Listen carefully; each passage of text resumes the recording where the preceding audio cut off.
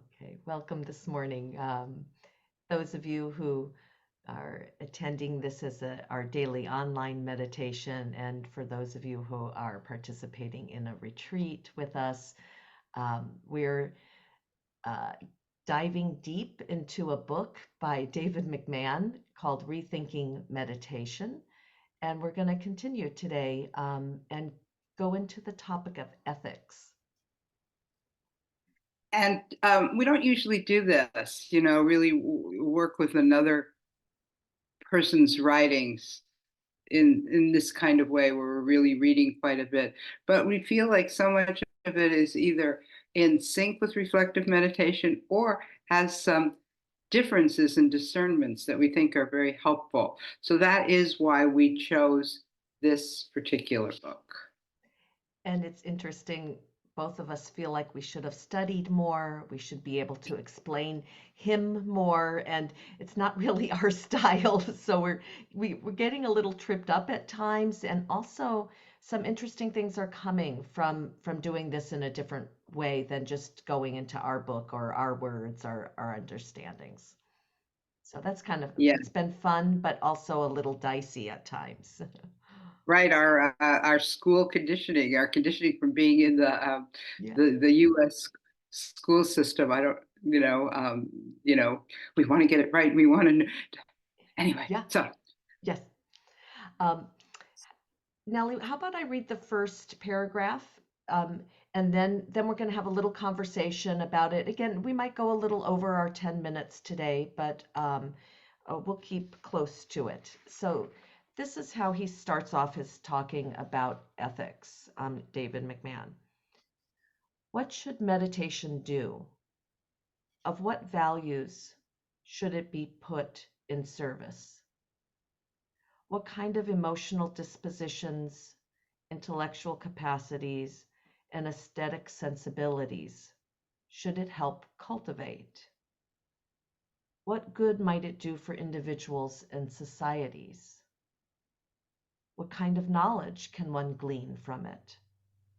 What kind of freedom might it confer?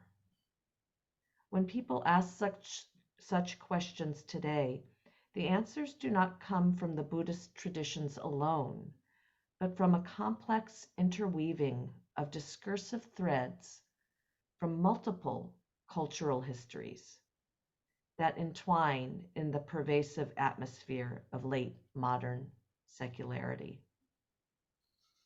whoa, there is a lot in that paragraph, isn't there? When I hear it, it really hits me that way. But the last sentence, the answers do not come from Buddhist traditions alone. And there's a lot of different answers from Buddhist traditions alone, but also this complex interweaving from all these other places that and other values and cultures.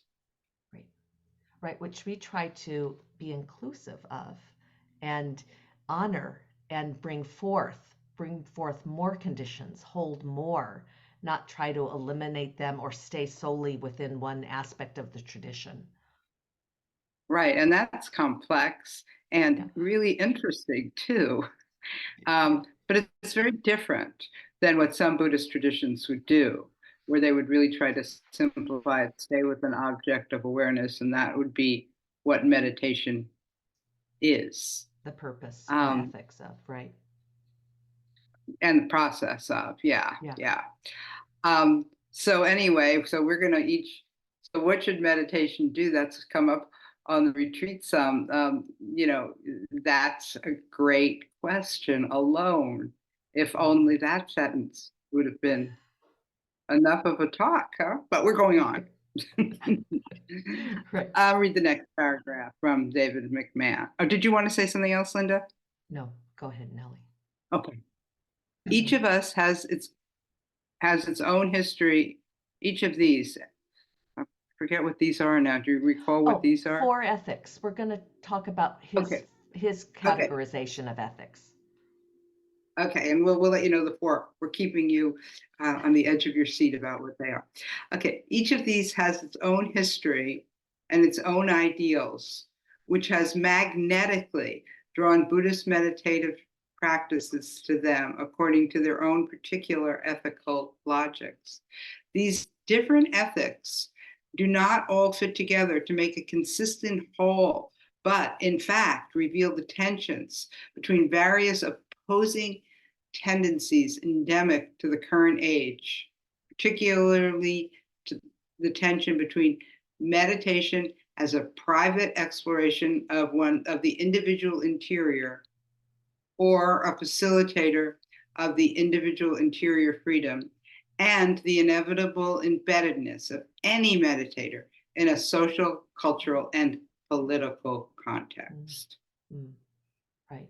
That they come together, that private individual aspirations and goals are embedded within a culture, a society, a group of people, and in a world.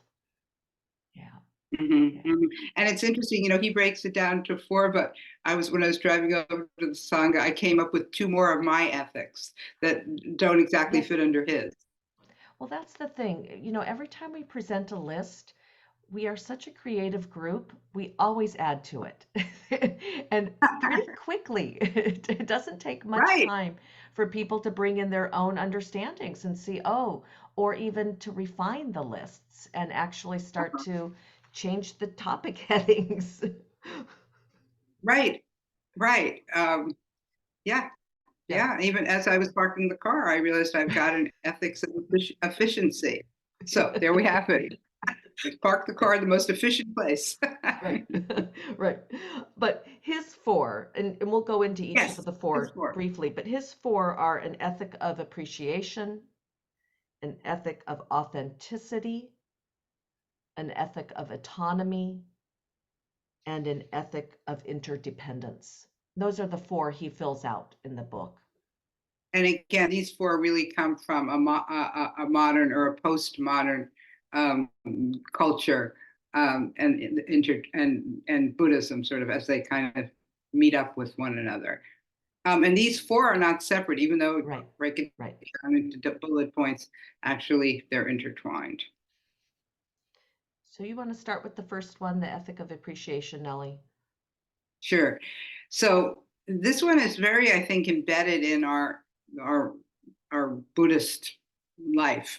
The clear implication that all experiences are, there's something to appreciate. They all contain hidden aspects, secret delights, normally occluded sub, sub I can't say the word Subtleties. subtle things. I can't say the word, to which we in our mindless routines have become blind.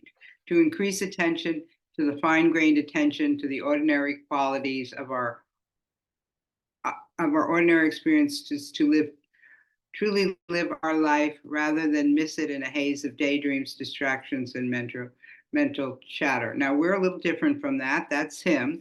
The underlying message is the very fact that it is fleeting means one should cultivate appreciation for it.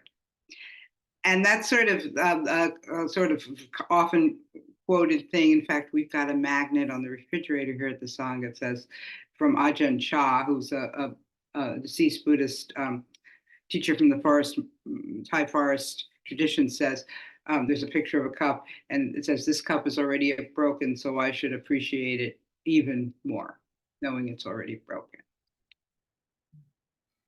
You had some examples from your practice that you thought might fit here. Yeah, I mean, I was really trained to, in as part of my Buddhist practice with Ruth Denison and probably other teachers as well, to appreciate things. At the same time, it was a confusing message. Things were very austere, but Hmm. that appreciation thing, and I feel like I trained my attention on things to appreciate, and it's been uplifting. I feel like I often call meditation my antidepressant, and I don't think that's the only quality that's uplifting about it, by the way. But yeah, yeah, I'm trained in that, and it served me well. Right. Well, and it seems like by extension of that, the practice of reflective meditation, we really see this ethic of appreciation arise more spontaneously and more naturally from the practice, that we don't give so much guides to how to appreciate or what you should appreciate, but we look for where that's arising within your meditation practice. Much more receptive appreciation. Yeah, yeah, yeah. Right. We don't train it, but it's quite embedded. People are very grateful for one another, for the Sangha, for the permission reflective meditation gives, for one another, Yeah, for us. yeah. Just you hear it a lot. It's lovely. So the next one, on the list, is the ethic of authenticity. And I'll read a little bit about that. In the broadest sense, this orientation envisions individuals in their uniqueness, in an antagonistic relationship to the surrounding cultural norms.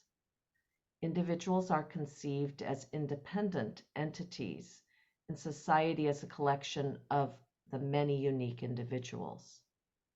Meditation comes into the picture as a way of either discovering or creating this authentic identity. In order to be authentic, according to the professor of social work and best-selling motivational author Brené Brown, we must, with the help of mindfulness, let go of who we think we're supposed to be and embrace who we really are. And So that yeah, that sentence trips me up. You too? yeah, yeah. Because Oh, I don't know that there is something about who we really are, but there is something about authenticity. right. It's kind of like that's where I feel like this tension is with the culture of finding who you are and naming it and being it. And where in Buddhism, we're looking at there's no enduring self that you really are. So we're up against this culturally. And yet, I grew up in a family where I didn't fit. So I had to seek other places where I felt more affinity. And now that I have family close by, I can see that I don't have to fit in with them in this certain way. And they actually appreciate that I have boundaries and the way that I am different, rather than having to try to conform to something that didn't quite work for me. So I don't think I have the answer to this yet. This is something I will be contemplating, since I don't think there is such a thing as who we really are. And I do cling very tight to authenticity. Like I want to speak authentically about what happens in my meditation. I don't want to, just put out what I think should be said, like I used to, I might add, in earlier meditations, Mhm. interviews, etc. um, but it's not who I really am, but it's much more situational. It's like in this moment, what really is my my truth in this situation, my Your experience truth in and this situation. right, right. And we've also, I mean, this is something we've heavily relied upon is the Buddhist teaching of find your own way, find your own Right, path. right, So right. we Be a lamp often unto that's be a lamp unto oneself. yeah, Yes, we that's pick that part from the suttas and right. we go with We it. emphasize it. Yeah. Yeah, yeah. Hey, Linda, it's 9:14. I'm wondering if we should go into the second two. Or you should go into the Tomorrow. second two tomorrow. You've got a whole other talk planned. How shall we manage this? We'll figure it out. We'll figure it out. But this might be, the autonomy and interdependence we'll talk about at a different point. Um, as you can see, David McMahon has a lot to say. It's a very dense book. And even though we try to pull out little portions, we also have a lot to say, it seems. That, Okay, so that. I'll ring the bells this morning. We'll